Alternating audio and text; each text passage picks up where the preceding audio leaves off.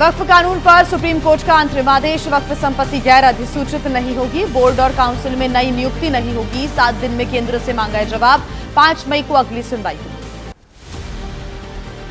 Supreme court सिर्फ 5 याचिकाओं पर ही करेगा सुनवाई। केंद्र की ओर से एसजी तुषार मेहता कर रहे हैं पैरवी। वहीं कानून के खिलाफ कपिल सिब्बल, राजीव धवन, अभिषेक मनु सिंघवी, सीयू सिंह रख रहे हैं दलीलें। वक्फ कानून पर सुप्रीम कोर्ट का अंतरिम आदेश। एआईएम-पीएलबी ने कहा कुछ मसलों पर रोक लगाने का स्वागत, लेकिन पूरी कामयाबी तक जारी रहेगी जद्दोजहद। विवादों के बीच पीएम मोदी से मिला दाऊदी बोरा समुदाय का प्रतिनिधिमंडल। वक्फ कानून के लिए दिया धन्यवाद। कहा पीएम ने उनकी लंबित मांगे पूरी कर दी। वक्फ कानून पर पीएम मोदी ने कहा 5 साल तक समझी वक्फ कानून की बारीकियां। मुस्लिम समाज से मिली थी 1700 से अधिक शिकायतें। शिकायत करने वाली ज्यादातर थी मुस्लिम महिलाएं। पीएम मोदी ने कहा वक्फ के नाम पर कुछ लोग गरीबों की संपत्ति पर कर रहे थे कब्जा। रातों रात नहीं बना वक्फ एक्ट। इसको लेकर किया गया काफी विचार विमर्श। असदुद्दीन ओवैसी ने एबीपी न्यूज से कहा सभी संविधान मानने वालों को लड़नी है लंबी लड़ाई। अगर लागू हुआ तो अतिक्रमण करने वाले बन जाएंगे मालिक। भारत के सबसे अमीर आदमी को मिलेगा वक्फ का फायदा। अंजुमन इंतजामिया मसाजिद के जॉइंट सेक्रेटरी मोहम्मद यासीन ने कहा कोर्ट के साथ साथ केंद्र का भी आभार। खतरे से मिली थोड़ी राहत, क्या पता कहां घुस जाए बुलडोजर। वक्फ एक्ट पर सुप्रीम कोर्ट के अंतरिम आदेश के तहत याचिकाकर्ता अब्बास हफीज, जियाउर रहमान बर्क ने इसका स्वागत किया है। कांग्रेस नेता हफीज ने कहा अब तक हम अदालत के रुख से संतुष्ट हैं। वक्फ कानून को लेकर बोले अभिषेक मनु सिंघवी, जिससे सरकार बता रही सुधार वो अधिकारों पर है प्रहार। धार्मिक स्वतंत्रता के पर चोट के साथ कुचलता है आत्मनिर्णय की भावना। अभिषेक मनु सिंघवी ने कहा वक्फ संशोधन कानून पर चुप नहीं रहेगी कांग्रेस। कानूनी लड़ाई के साथ संसद के अंदर और बाहर लड़ती रहेगी इसकी लड़ाई। यूपी के मंत्री दानिश आजाद अंसारी का बयान, कोर्ट में है मामला इसलिए बोलना ठीक नहीं, लेकिन मुस्लिम समाज की बेहतरी के लिए सरकार ले आई है वक्फ संशोधन कानून। वक्फ कानून पर सुप्रीम कोर्ट का अंतरिम आदेश। यूपी कांग्रेस अध्यक्ष अजय राय ने कहा नहीं टिकेगा सुप्रीम कोर्ट में कानून, होगा खारिज। वक्फ कानून पर बोले एक देश एक चुनाव पर गठित जेपीसी के अध्यक्ष पीपी चौधरी, इस पर हिंसा निंदनीय, किया जाना चाहिए सुप्रीम कोर्ट के फैसले का इंतजार। वक्फ संशोधन कानून के विरोध में प्रदर्शन की इजाजत देने पर कर्नाटक हाई कोर्ट सख्त। कर्नाटक सरकार पर जताई है नाराजगी। कहा है कि सुप्रीम कोर्ट में है मामला, ऐसे में प्रदर्शन की इजाजत गलत। अजमेर की ख्वाजा मोइनुद्दीन चिश्ती की दरगाह का मामला पहुंचा राजस्थान हाई कोर्ट। दरगाह में शिव मंदिर होने के दावे की सुनवाई पर रोक लगाने की मांग। पश्चिम बंगाल के राज्यपाल सीवी आनंद बोस आज आ सकते हैं मुर्शिदाबाद। वहीं वक्फ संशोधन कानून के खिलाफ मुर्शिदाबाद में हिंसा। पश्चिम बंगाल की सीएम ममता बनर्जी ने राज्यपाल से की मुर्शिदाबाद दौरा स्थगित करने की अपील। कहा धीरे धीरे हालात हो रहे हैं सामान्य। राष्ट्रीय मानवाधिकार आयोग आज हिंसा प्रभावित मुर्शिदाबाद और मालदा जिले का करेगा दौरा। एनएचआरसी सदस्य प्रियंका कानूंगो ने कहा जांच के बाद पेश करेंगे रिपोर्ट। कोलकाता पहुंची राष्ट्रीय महिला आयोग की अध्यक्ष विजया रहाटकर आज पश्चिम बंगाल की हिंसा प्रभावित इलाकों का करेंगी दौरा। कहा हिंसा से महिलाओं में डर। पश्चिम बंगाल के मुर्शिदाबाद में हिंसा के बाद से व्यवसाय प्रभावित हो रहा है। बीड़ी मैन्युफैक्चरिंग कारोबार पर खासा असर देखने को मिल रहा है। पश्चिम बंगाल सरकार ने मुर्शिदाबाद हिंसा पर कलकत्ता हाईकोर्ट को सौंपी रिपोर्ट। कहा पुलिस और प्रशासन के दखल के बाद काबू में है हालात।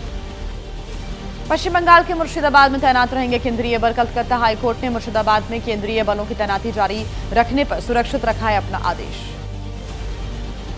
विश्व हिंदू परिषद ने पश्चिम बंगाल में की राष्ट्रपति शासन लगाने की मांग। नेता विनोद बंसल ने कहा मांग को लेकर देश भर में प्रदर्शन करेगा वीएचपी और बजरंग दल। यूपी की मंत्री गुलाब देवी ने ममता बनर्जी पर निशाना साधा। कहा ममता की मानसिकता हो चुकी है खोखली। सीएम योगी आदित्यनाथ को बताया शेर। और आइए अब जानते हैं सियासी गहमागहमी के बारे में। तेज रफ्तार से देखते हैं अहम खबरें। राजस्थान के आबू रोड में ब्रह्म कुमारीज के कार्यक्रम में शामिल हुए गृह मंत्री अमित शाह। कहा सुरक्षा बलों के त्याग, तप और बलिदान के कारण आज हम सुरक्षित।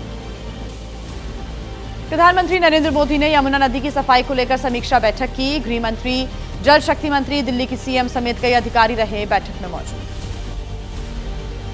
प्रधानमंत्री नरेंद्र मोदी के भाषणों के संकलन संस्कृति का 5वां अध्याय का आज होगा विमोचन। दिल्ली के इंदिरा गांधी राष्ट्रीय कला केंद्र में शाम 5 बजे से कार्यक्रम।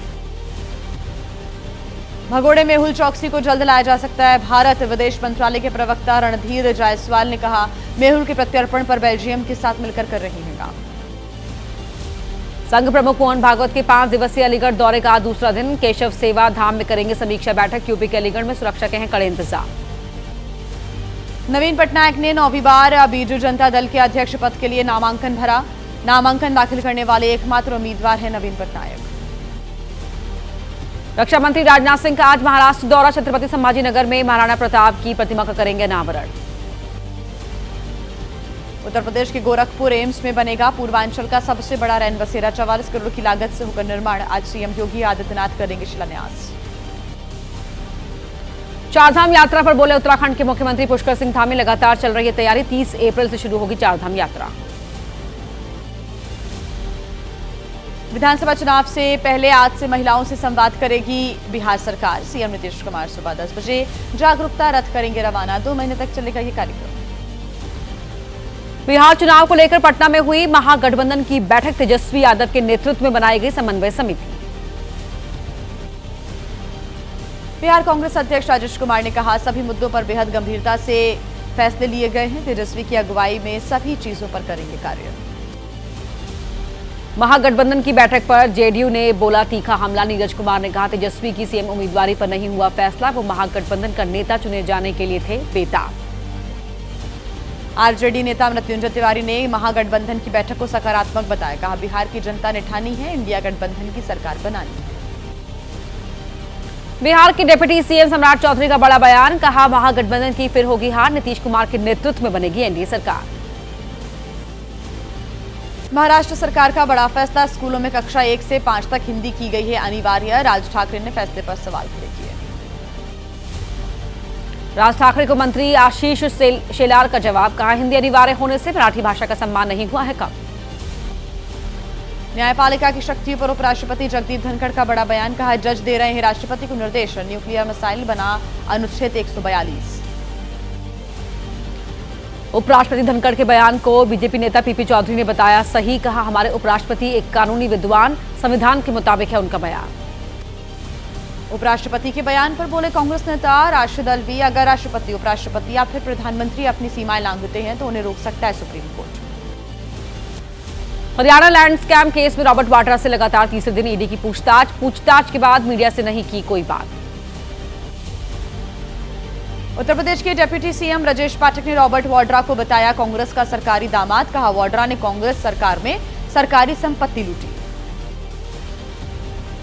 रॉबर्ट वाड्रा से पूछताछ पर बोले बीजेपी नेता शहनवाज हुसैन, ईडी कर रही है अपना काम, जो करेगा करप्शन उसे देना होगा जवाब। बीजेपी का कांग्रेस पर तीखा हमला। प्रवक्ता संबित पात्रा ने नेशनल हेराल्ड केस को बताया डकैती का मामला। कहा, सोनिया गांधी और राहुल गांधी आधुनिक डकैत।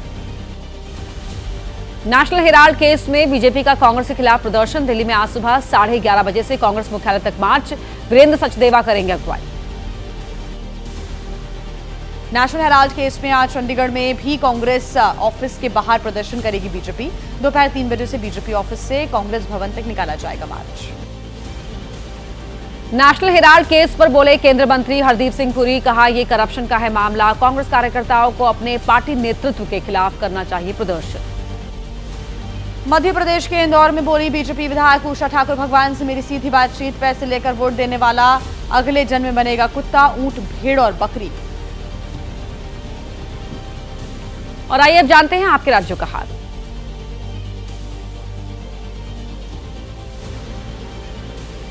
दिल्ली के सीलमपुर में युवक की चाकू मारकर हत्या। नाराज लोगों ने थाने का घेराव किया। क्राइम टीम ने मौके पर पहुंचकर जांच की। आरोपियों की तलाश कर रही पुलिस।